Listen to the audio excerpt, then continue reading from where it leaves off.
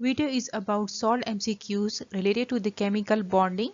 That MCQs are frequently repeated in ETEA, NMDCAT, Public Service Commission and NTS based tests. Which of the following has 6 bonding electrons? Sulfur trioxide, hydrogen selenide, nitrogen trichloride and sulfur hexafluoride. So first we will know about the bonding electron. A bonding electron is an electron that is involved in chemical bonding. And we can say that these electrons are present between two atoms, so it should be present in pair form. So looking at these four options, first we will draw their structure. Sulfur trioxide. In case of sulfur trioxide, here the three structures are given and these three structures are in resonance form, which means that the bond between sulfur and oxygen, it is delocalized between these three oxygen atoms. If we look at structure 1, the sulfur will form double bond with one oxygen and the other two oxygen are present with single bond. At structure 2, the sulfur will form double bond with another oxygen and the first one and the third one are present with single bond. In structure 3, the sulfur will form double bond with oxygen 3 and the first and second oxygen are present with single bond, which means that there is one double bond between sulfur and oxygen and two single bond between sulfur and oxygen. So the bonding electrons are present at the bonded area or between the bonded atoms. So we will look at the structure and we will count it 1, 2, 3, 4, 5, 6 and 7, 8.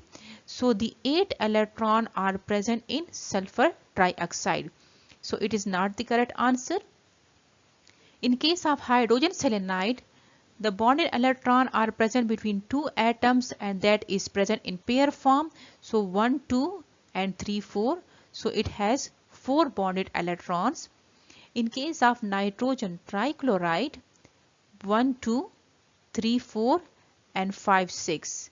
So it has 6 bonded electrons and the question is about 6 bonding electrons. So the answer is nitrogen trichloride.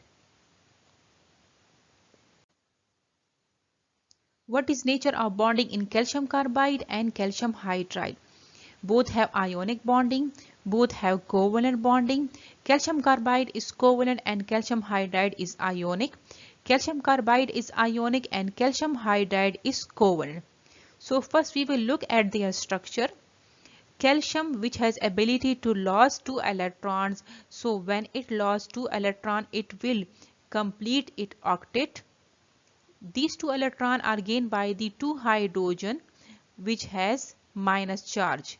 So plus and minus, there will be some electrostatic attraction and that is in this case the gain and loss of the electron will take place. So the bond in calcium hydride is ionic. In case of calcium carbide, the bond between carbon and carbon is covalent. So we are dealing only with calcium and carbon bond and calcium and hydrogen bond. So we will ignore this although it has covalent bond also. So the carbide C2 has minus 2 charge and that will electrostatically bonded with calcium plus. So it is also ionic bond. So both have ionic bonding. In which of the following compound the element underlined does not have 8 electrons in the valence shell? Hydrogen sulfide, phosphorus trichloride, lithium oxide and nitrogen trichloride. So we will find which one does not have 8 electrons, the underlying atom, that is sulfur, phosphorus, lithium and nitrogen. So first we will study about the octet rule. Octet rule states that the atom tend to form compounds in ways that they give them 8 valence electrons and thus the electronic configuration will be noble gas configuration. So in octet rule, the atom must have 8 electrons in the valence shell. So in case of hydrogen sulfide, sulfur has 6 valence electrons and 2 hydrogen atom also donate 2 electrons. So in case of sulfur, 6 plus 2, so it will have 8 electrons. Phosphorus trichloride, phosphorus has 5 electrons and 3 electrons are donated by the 3 chloride atoms. So 3 plus 5, it will produce 8, so it is also octet. In case of nitrogen trichloride, nitrogen has 5 electrons and 3 electrons are donated by the 3 chloride atom. So it will have 5 plus 3, 8 electrons. In case of lithium oxide, it is ionic bond, so there is loss or gain of electron takes place. Lithium will lose the electron. So in this case, in neutral form, lithium has 3 electrons. When it lost the electron, it will gain the 2 electrons. So in this case, we will minus 1 from this 3. So we will get 2 electrons. 2 electrons will be present in lithium oxide. And these 2 electrons are gained by the oxygen atom. So oxygen will complete its octet, but lithium will have duplet. So the answer is lithium oxide, in which lithium has 2 electrons, not the 8 electrons. The types of bond present in copper sulfate with 5 water of crystallization are ionic, covalent and coordinate covalent, ionic and covalent only, ionic and coordinate covalent, covalent and coordinate covalent. So first we will look at the structure of copper sulfate with 5 water molecule. A covalent bond is present between sulfur and oxygen atom. So the first option, that is covalent, it is the correct answer. Now if we look at the structure, here it is -2 because sulfate has -2 charge. It is electrostatically bonded with copper +2. So there is an ionic bond also. So the covalent is correct, which means the covalent bond is present between sulfur and oxygen, and the sulfate and the copper has ionic bond. Also this is the complex, so there is a coordinate covalent bond that is present between central metal ion and the ligand, that is water in this case. So here it is the coordinate covalent bond.